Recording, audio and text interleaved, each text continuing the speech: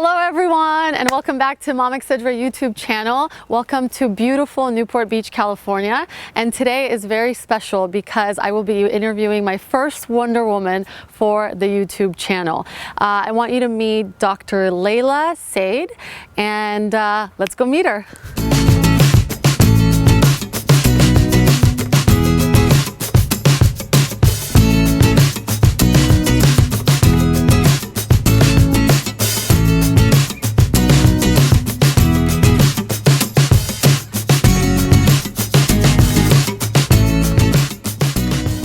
So Layla, how did you get into alternative medicine? So as I was growing up, I was witnessing my dad going through so many health-related problems. He was taking so many medications for his heart, for his diabetes, for his high blood pressure, and I saw that not only those medications made him feel better, but it actually made him age faster. So it made me realize that the medications are suppressing the symptoms and not getting to the roots of the problems. Having that image in mind, I actually, a series of other events took place in my life. And when I was 23, I was diagnosed with precancerous cells on my cervix. Or they would call it stage 0 cancer. They told me that I have to remove some part of the cervix. And as a result, I would not be able to have kids ever. So, I had to do what I had to do. And, I kind of worked on my immunity. I raised my immunity. And after, it was only 6 months later that one morning I woke up and my hearing was lost in one of the ear, my right side. And we went to the emergency room. They couldn't find, the reason behind it. They did all the diagnostic testings, MRI, CAT scan, all the blood works, and they couldn't find anything. So the only thing they ever told me was that it was the side effect for one of the drugs that I was on, which was birth control pill at the time. So all the life events that had happened to me, it actually led me to become more interested in a holistic route. I looked into holistic or alternative medicine. Mm-hmm. I found this great school and I got my master's in food science and nutrition. Then I went and got my PhD in holistic medicine or holistic nutrition. Mm-hmm. And when I got my degree, right after that, I started working on different formulations to prevent or manage diseases such as heart problems, cardiovascular diseases, diabetes, inflammation, obesity. And I'm so happy that they actually got approval, and they came out about 2 months ago, and I'm using that in my practice. Also, I started writing a book using food as medicines. And just recently, I implemented that into my practice, which I design meals for different type of health conditions. Say for somebody who has cancer has different needs, nutritional needs than somebody who is diabetic or who's obese. So all of the health-related issues that I had and I experienced going through what I had been going through, it made me realize that there is another medicine, which I would call it Eastern medicine, mm-hmm. or holistic medicine. Okay. And you mentioned that you have a book coming out. When is that book coming out? It's going to be coming out in 2 months, 2-3 months. So I wrote it. The publishing company is, they're working on it. I think about 2-3 months they're going to be printing it out, and it's going to be on Amazon and hopefully Barnes and Nobles. Very nice. Yes. So did you always know you wanted to be a doctor, or how did that ever come to your realization? So I always knew that I wanted to be a mommy. Okay. And to some extent, I think I wanted to be able to change lives in the best possible natural way. And I think what I went through and what I saw my dad going through and also other family members and friends, it directed me in a whole holistic path. And actually, I genuinely care about people, and when I can do anything to make their lives better or healthier, I would do it in a heartbeat. And I think that's why I became a holistic practitioner, just because I could use what I have inside of me and I can use it to make the world a better place, obviously. And, my passion became my purpose in life. I see. What do you think is the biggest difference between being a holistic doctor and the doctor that believes in using drugs and different pills and all of that too? Okay, so there is actually two models. There's a holistic model and there's a medical model. For the medical model, normally what the Western medicine does, they give you a drug and it actually suppresses the symptoms. It doesn't get to the underlying cause of the problem. So if somebody breaks their legs or if they need a surgery, obviously they have to go see a medical doctor. I wouldn't say, oh no, you have to go see a holistic doctor or holistic practitioners. But to prevent some health-related conditions, I think the holistic route is the best possible way. What are some of the challenges that come by being in your field? It hasn't been easy, I would say. It hasn't been an easy journey. It's actually, I've been on a roller coaster ride. We are all living in a society that everybody is looking for a quick fix. For example, if they have a headache, they come to me, they're like, okay, give me something, I want to get rid of the headache. So I have to change their mindset. The mindset is, we want to fight the disease rather than heal the disease. And when I tell them, well, we have to change your lifestyle, you have to change the way you eat, you have to exercise, you have to meditate, it actually puts a pressure on them. They're going to be an active participant in restoring their health. So once you make them realize that, okay, I'm actually doing something for my health to prevent so many diseases from happening, then they understand. And the example that I would use normally, I say, you see an oil leakage from your engine, from the car. Do you put a Band-Aid over the, where the hole is, and you put a duct tape over the indicator, for you not to be able to see, oh, it shows me an oil leak. And they normally say, no, we would take him to the mechanic shop. I'm like, well, that's why you're here. You came to me because you told me that you have a headache. Now I have to find out why you are experiencing the headache. I have to get down to the roots of the problem. You help a lot of women who are trying to get pregnant or postpartum? I help a lot of women while they're trying to get pregnant, during, and also postpartum. I see a lot of ladies before they're trying to even conceive, they want to make sure that they're ready, that their body is actually pure, I would say. And I see a lot of them who used to smoke or use alcohol, or actually they're like, or something like, they're eating lots of junk. They just wanted to detoxify their body, and that's what I help them with. And during the pregnancy, I help them with the morning sickness, with the emotional ups and downs, and also for the postpartum part, I help them all throughout the breastfeeding. When they're ready to lose their extra weight, I help them, and also I help them to heal their depression for good. Because if you're not healing or dealing with the depression in a right way, you may feel okay for a while, and then it will come back again to you. And when you have women coming to, maybe they haven't seen you before they got pregnant or during their pregnancy, do you have a lot of women coming to you right after having a baby in a little bit of a panic mode, saying, oh my God, I have this, I'm feeling, the ups and the downs, and what do you do for those types of women? Yes, I see a lot of ladies who come to see me right after the birth of their child. And I become their life coach in a sense.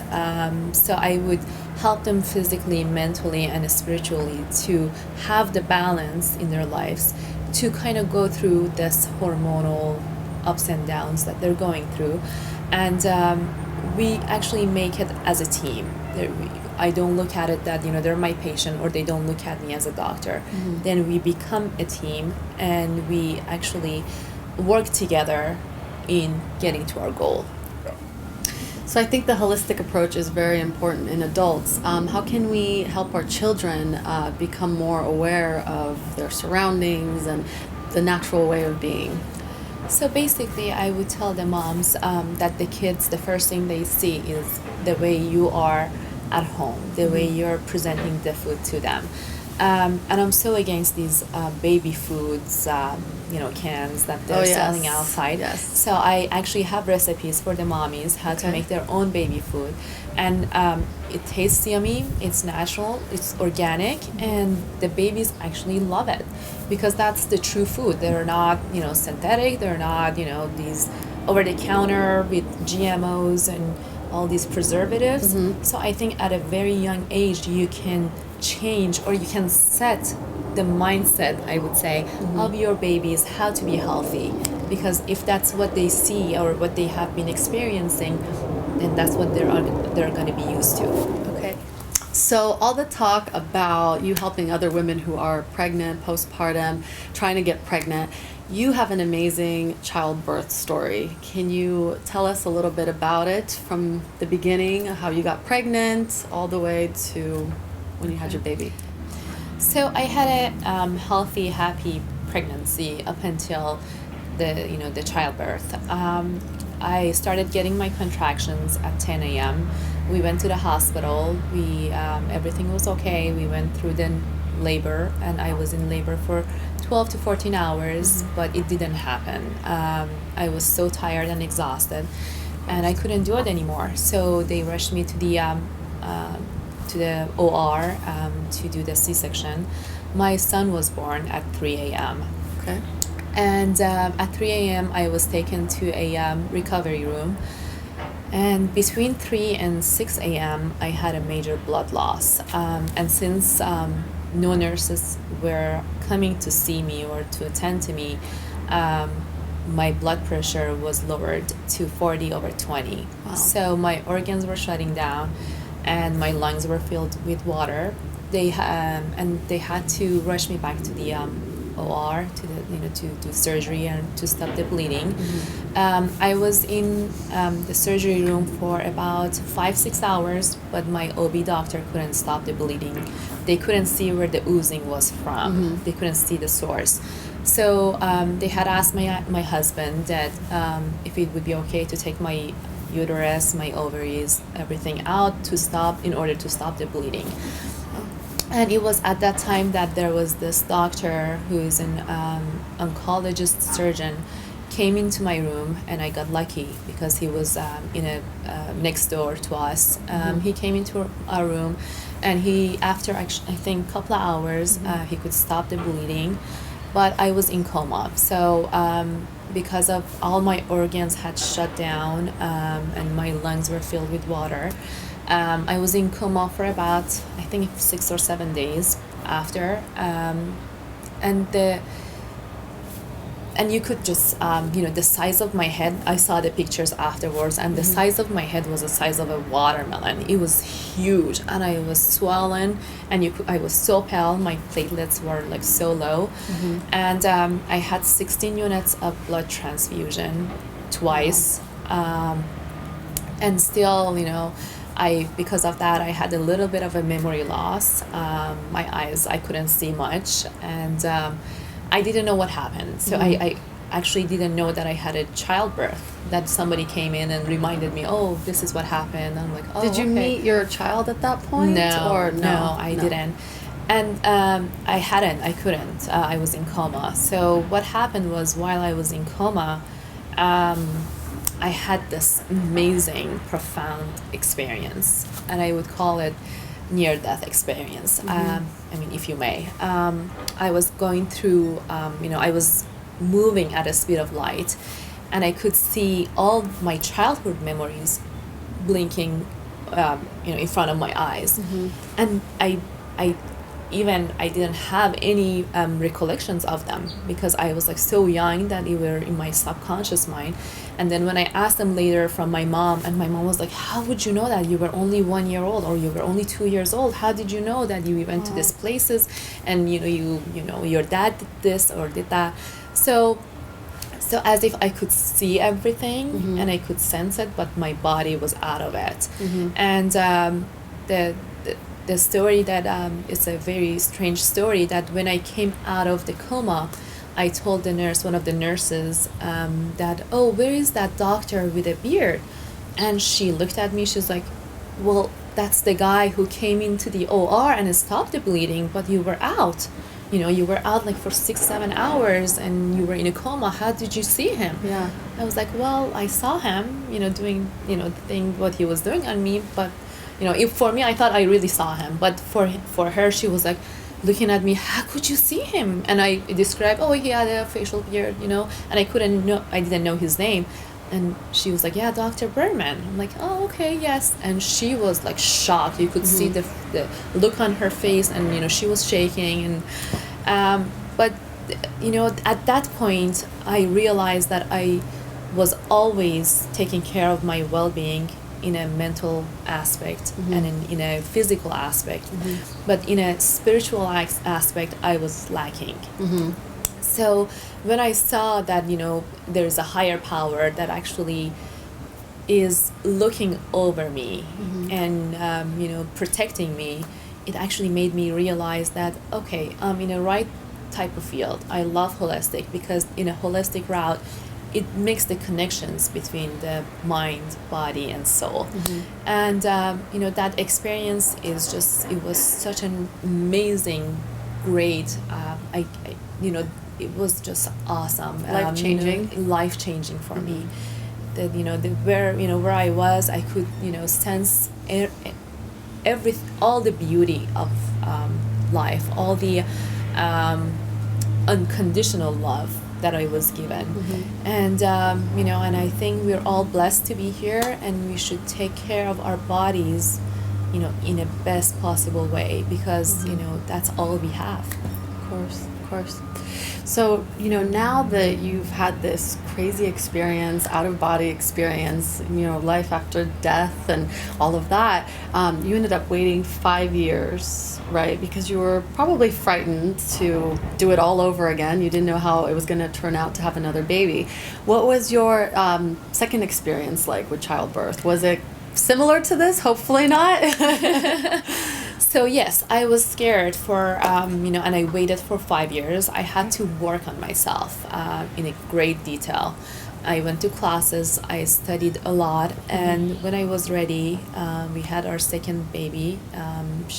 It's a baby girl, and she's 5 years old. She's healthy, and it was nothing even close to that experience. I was in a do you call it high-risk pregnancy? I had like 12 doctors on my bed. I'm sure after the first experience. But it was amazing. It was amazing. So it's good experience overall. It was. I wouldn't even change the world for that. I would. Any plans for number 3, or are you done? I am done. I'm done. I'm done for good. Done for good. Okay. What message do you hope to send to all the women who have watched this interview?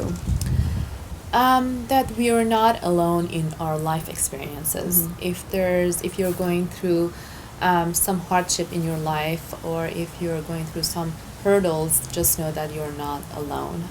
As a holistic practitioner, I would encourage everybody to be mindful of their mind, body, and soul connection. And once you reach that balance in life, you can conquer anything and everything in life. And all the ladies out there, I think you should know that you're magnificent in your own way, and you shouldn't let anybody or anything to take that away from you. That's very sweet, very sweet. And I completely agree. We live in such a world where it's so hard, I think, for other women to empower other women. A lot of women out there are terrified of other women's success, which I don't feel that way at all. I feel that, I like to uplift other women. Exactly. And through women empowerment, we ourselves can become more successful. Exactly. And balance ourselves the way you've been saying, the mind, body, and soul. How do you feel that you empower women in your own life? Okay. So what I have done, I have started having workshops for the ladies out there, and this has been my dream, to be able to have a community of ladies, or ladies who are actually determined in life to get somewhere, as far as if it's their profession, if it's health wise or spiritual wise. We should be able to help each other, to hold each other's hands, and lead a lead each other to be a more successful person. And I think once we get to that point of this balancing everything within ourselves, when somebody else, say our friends, somebody we know is successful, we're going to be very happy for them. Exactly. Their success is becoming part of our success. Exactly. You mentioned that your goal, or currently what you're doing, is holding workshops. Where are those workshops? Are they Right here in now, Newport? Or? They're here in Newport Beach, yes. So I'm working on one. It's coming up in a couple of months. If it's jealousy, if it's depression, if it is anxiety, let's talk about it, and then we can exchange notes and just know if what you're feeling is not just you. If you're feeling it at this moment, just know there's another person in this room feeling the same way. And we can help each other. We can, by just motivating each other to be more honest about our emotions. Well, thank you so much for having us in your beautiful home, and I hope you keep us posted about your current and future workshops. Thank you for having me. It's been a wonderful experience. Yay!